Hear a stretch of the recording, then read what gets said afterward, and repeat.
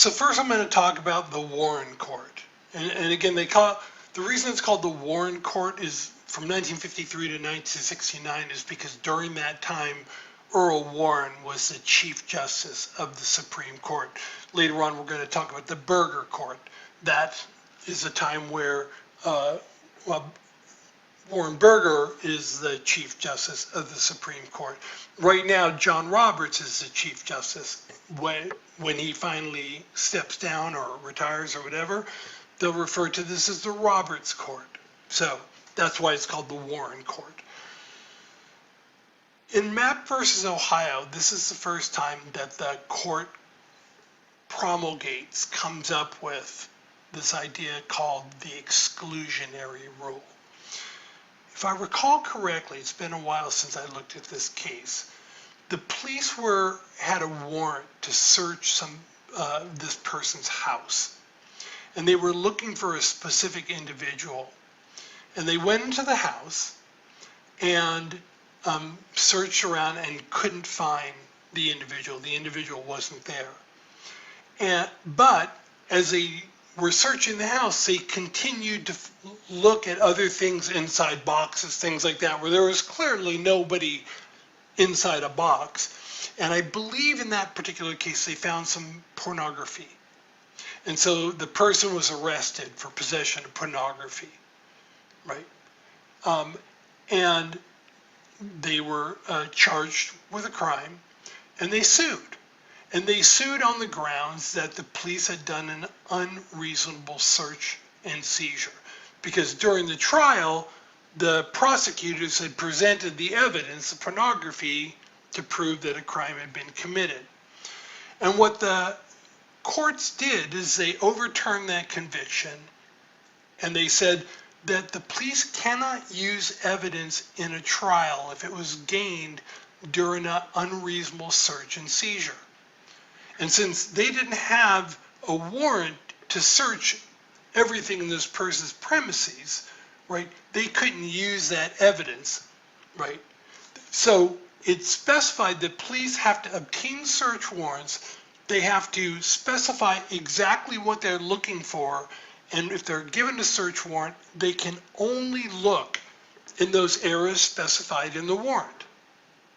Now, does that make it protect the rights of the accused, or is that helpful in convicting the guilty? Yeah, that protects the rights of the accused, right? It means that the police can't say, we're searching for somebody in this house, and then rifle through everything in somebody's house. They have to identify what they're looking for, identify why they're looking for it there, why they think it's there, and then if they get the warrant, they can only look there. Expanding the rights of the accused.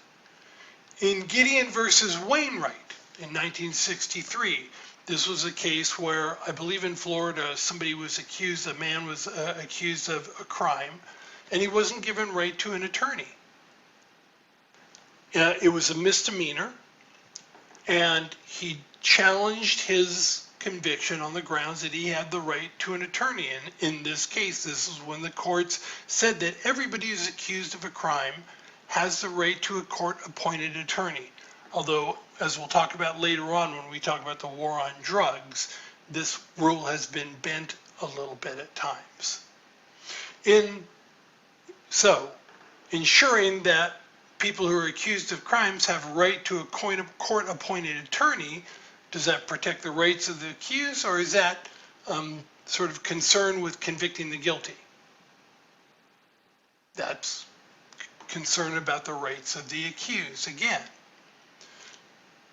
you probably all heard of Miranda rights. That comes from a court case, Miranda versus Arizona. In this case, somebody was arrested. They didn't know that they could refuse to talk to the police, and so they confessed to a crime, not realizing that they did not have to talk to the police. And so in that case, the court overturned the conviction, and that's why you have to be, well, not you, people have to be read their rights when they're arrested. They have the right to remain silent. They have a right to consult an attorney. Anything that they can say will be used in a court of law. Who does this protect? Rights of the accused, or is this an effort to ensure that the guilty are convicted? Once again, this is something that was sort of emphasizing the rights, protecting the rights of the accused. After the Warren Court, Warrenberger comes into, it becomes the Chief Justice. And in this case, what happens is if some people felt that the courts had gone too far in protecting the rights of the accused, during the Berger court, they seemed to swing back in the other direction and sort of be more interested in convicting the guilty. So let me give you examples. There's a famous case called United States versus Leon. In this case, the court promulgated or came up with this idea of a good faith exception. The facts in this case, I don't remember exactly, so I'm going to give you, this is a dramatization. The police have been staking out a house. They have very good reason, probable cause to believe that a crime has been committed. Drug trafficking, I believe, in this particular case. And so they go to a judge and they let the judge know everything that's going on, that they've been watching this house, 123 Main Street. I'm making that up. 123 Main Street. They've been watching this house. This is what they've seen. People have been going back and forth at weird hours of the night.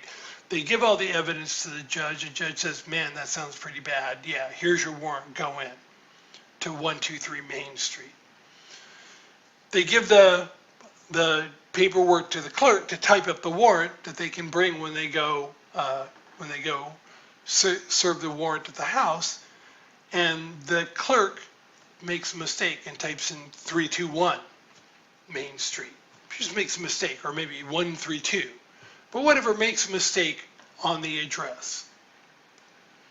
The police go to the correct address, the one that they know that they've been watching. They go in, they look, they're right, there is drug activity going on. The people in the house are arrested, and at some point, the lawyer for one of the people who's arrested says, whoa, check this out. You didn't even have a warrant to go into my client's house. You had a warrant to go to 321 Main Street, not 123 Main Street. Just a clerical error, but you don't have a warrant for my client's house. In that case, the judges allowed the evidence, because when this person was brought to trial, all the evidence they found during the search was presented to the judge and jury, and the person was found guilty. The person who was arrested, they said, hey, you shouldn't have been able to present that evidence because you didn't have a warrant. That was inadmissible. Based on the exclusionary rule, you can't admit evidence that was got without a warrant, and you didn't have a warrant. In that case, like I say, the court came up with what they call the good faith exception. In that case, they said that the evidence was admissible if the mistake was made on good faith, if the police were acting in good faith, in other words, they weren't trying to be deceptive, and the evidence would be admissible if the search warrant appeared to be valid. If it seemed like it was valid, even though there was this clerical error, they could present that evidence. Now, what does it make it easier to do? Protect the rights of the accused or convict the guilty? Yeah, in this case, it was to convict the guilty, right? In Nix versus Williams, this is kind of a really sick case, but I just want to give you an idea of how the court was kind of swinging towards this new way of approaching law enforcement and striking a balance between the rights of the accused and convicting the guilty. Nixon versus Williams was in 1984, and this is where the courts came up with this idea of inevitable discovery. And I'm sorry the facts of this case are kind of gruesome, so I'll try and go over them rather quickly. But essentially what happened is Mr. Nix was apparently killed somebody and hid the body. The police suspected of them that this person was guilty, and so he was arrested. He was arrested and he was put in a police car, and the police started asking questions, but they hadn't read him his rights. And what happened was that he confessed to everything. Now, it was during wintertime, and the place where this person was killed, their body was covered in snow, and so the police would not have been able to find this person, the body. But what the courts ruled, and so there was evidence on the body that proved that Mr. Nix was guilty, and that evidence was used in court to convict him. Well, his lawyer argued, hey, he was interrogated, but he was never read his rights, so he confessed to a crime, but he didn't know what his rights were. That evidence, any evidence found on the body that they only found because Mr. Nix confessed, because he wasn't given his rights, should not be admissible in a court of law. This is where the court came up with this idea of inevitable discovery, that evidence of it is admissible if it would have been discovered eventually. And the argument was that once the snow had melted, this body would have been easier to find, and it would have been found eventually. And so once again, is this something that benefits protecting the rights of the accused or convicting the guilty? This is towards convicting the guilty. I'm not saying that these cases were rightly or wrongly decided. I'm just saying that the courts went from sort of an emphasis on protecting the rights of the accused to an emphasis on convicting the guilty. And this is the way the courts work. There's this pendulum that swings back and forth sometimes. So, this is the way our court system works. Now, the next thing I'm going to talk about in the next video is the war on drugs. Because based on the research that's done by Michelle Alexander, who I talked about at the very beginning of the semester, the war on drugs represented a very different approach to law enforcement, where a lot of the rights of the accused were really relaxed.